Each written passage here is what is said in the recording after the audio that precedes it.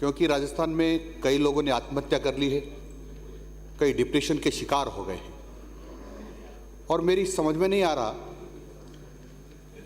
कि इतने बड़े बड़े अधिकारी, इतने विद्वान पुराने मंत्री, मुख्यमंत्री अपने आप को बहुत विद्वान कहते हैं, फिर भी पेपर लीक हो जाता है। ये समझ में क्यों नहीं आती बात कि हम जो पेपर बनाते हैं वो अभी कुछ कम संख्या में पेपर बनाते हैं, उसकी बड़ी संख्या बनाई जाए और फिर पेपर जब दिया जाए तो पेपर देने के पहले आधे घंटे पहले लॉटरी निकाली जाए और फिर नेट के माध्यम से मेल किया जाए सेंटर पर और तुरंत वहाँ प्रिंट निकाल कर बांट दिया जाए, तो मैं जैसा मानता हूँ कैसे आउट हो सकता है।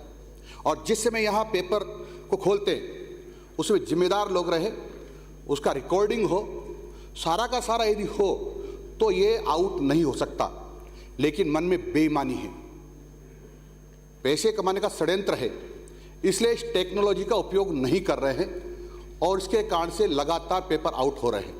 और पेपर आउट होने वाले लोगों के खिलाफ कोई कार्रवाई नहीं होती है, क्योंकि अभी तक जितने भी पेपर आउट हुए हैं उनको जमानत मिल गई। क्यों? क्योंकि सरकार ने अपना पक्ष ठीक प्रकार से प्रस्तुत नहीं किया।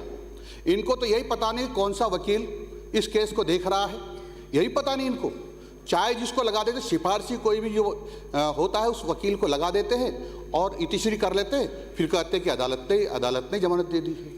क्यों नहीं इन लोगों की सारी संपत्तियों को सरकार में समाहित किया गया? क्यों नहीं इनकी चल अचल संपत्तियों को जिनको तोड़ सकते थे तोड़ा गया? परंतु ये सब ये दिखाता है कि ये सब कहीं न कहीं मन में बेईमानी होने के कारण से ये सब कुछ गड़बड़ हो रहा है और उसके कारण से अनेक लोग आत्महत्या कर रहे हैं और डिप्रेशन के शिकार हो रहे हैं। मेरा मानना ये है, जब एसओजी या दूसरी पुलिस जांच अधिकारी सब पकड़ते हैं, बताते हैं कि ये इनके पास पकड़ा गया है, ये सामग्री मिली इनके पास, इन्होंने ये हाँ किया है, सब कुछ यह सारा प्रूव होने के बावजूद भी उन पर प्रभावी कार्रवाई नहीं होना यही दर्शाता है। अभी भी जो रीट परीक्षा हुई थी इसके पहले, उसमें किसी के खिलाफ कोई कार्रवाई नहीं की गई। मैंने एक भी मकान को तोड़ता हुआ नहीं देखा गया। और अभी सुना मकान तोड़ा तो किराए जो मालिक था उसका तोड़ दिया, वो तो किराएदार था। तो कहीं न कहीं उसको राहत देने के लिए जिसने पेपर आउट किया था, जो अपराधी था, जो किराया नहीं दे रहा था और उसको उससे दुश्मनी निकालनी थी, इसलिए उसको राहत देने के लिए उस मकान को तोड़ा गया है। ये कौन पेपर में पकड़े जाने वाले लोग? किसकी फेसबुक चलाते हैं? किसके साथ खड़े रहते हैं? कौन कंधे पे हाथ डालता है? कौन उससे हाथ मिलाता है? ये सब आउट होना चाहिए ना, सदन की टेबल पर आना चाहिए। कौन लोग? मैंने सुना है किसी राजनीतिक पार्टी कार्यकर्ता थे, एनयूसीआई के पदाधिकारी इसमें पकड़े गए हैं, कांग्रेस के नेता इसमें पकड़े गए हैं, लेकिन उनके पीछे ये नहीं लिखा जा रहा है कि कांग्रेस के हैं। अधिक सारे के सारे लोग, जितने भी पेपर आउट में लोग थे, अपराधी हैं, वो सारे के सारे कांग्रेस के हैं। और इसीलिए स्ट्रांग रूम से पेपर निकल जाता है, क्योंकि वो यहाँ के मंत्रियों से, मुख्यमंत्री से, अधिकारियों से मिले हुए हैं और इसलिए पेपर आउट होता है।